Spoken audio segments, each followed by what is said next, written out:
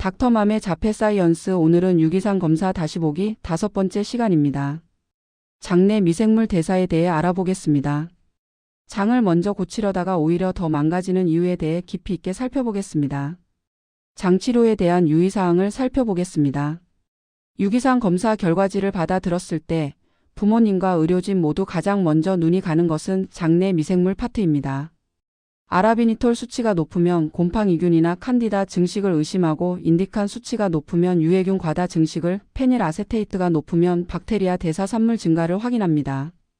이러한 결과를 보고는 자연스럽게 이런 결론이 나옵니다. 장 상태가 엉망입니다.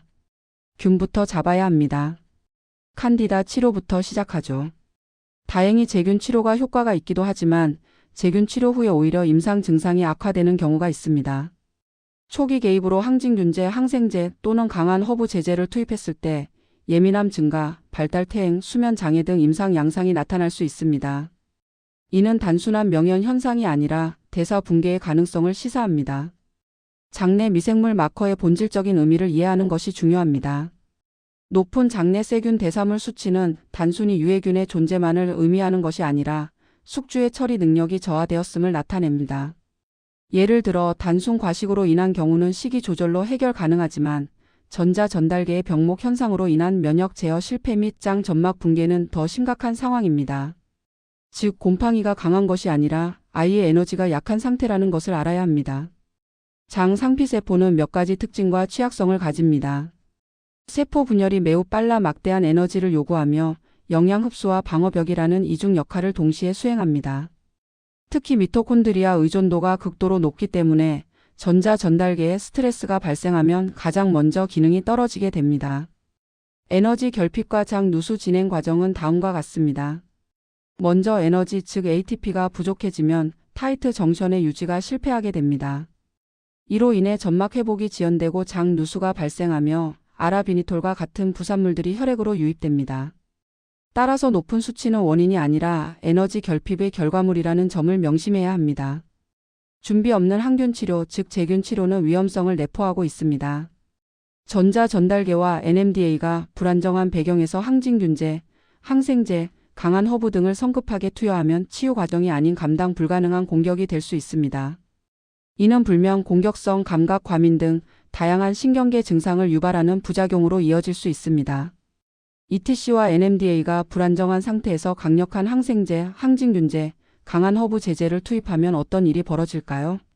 균 사멸 과정에서 내독소가 폭발적으로 배출되면 간의 해독 부하가 폭발적으로 증가하고 해독하느라 남은 에너지마저 소진되고 결국 뇌의 글루타메이트는 청소 실패 및 NMDA 과활성 뇌 흥분으로 나타나게 됩니다.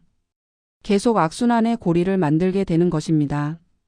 이때 나타나는 불면, 공경성 언어 소실, 감각과민을 많은 사람들이 명현 현상이니 버텨라고 말합니다. 하지만 이것은 치유의 과정이 아니라 대사 감당 실패일 가능성이 큽니다.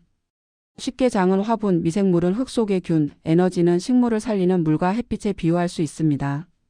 시들어가는 식물, 즉 에너지 부족 상태에 있는 아이에게 독한 살충제와 같은 항균제를 투입하면 스트레스를 견디지 못하고 뿌리째 마르는 결과를 초래할 수 있습니다.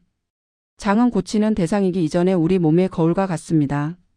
장내 미생물 상태는 내 몸의 에너지 상태를 반영하는 것입니다. 이 균을 어떻게 죽일까는 잘못된 질문입니다. 올바른 질문은 장 청소와 해독을 감당할 에너지가 있는가가 되어야 합니다. 저는 장치료의 효과를 부인하지는 않습니다. 다만 준비 없이 장만 먼저 고치면 다른 것이 해결되겠지 하는 생각을 위험하다고 생각합니다. 장치료 시작의 선결 조건, 즉 그린라이트는 다음과 같습니다. 피루베이트와 락테이트가 안정되어 에너지 회로가 정상화되었는지 확인해야 합니다.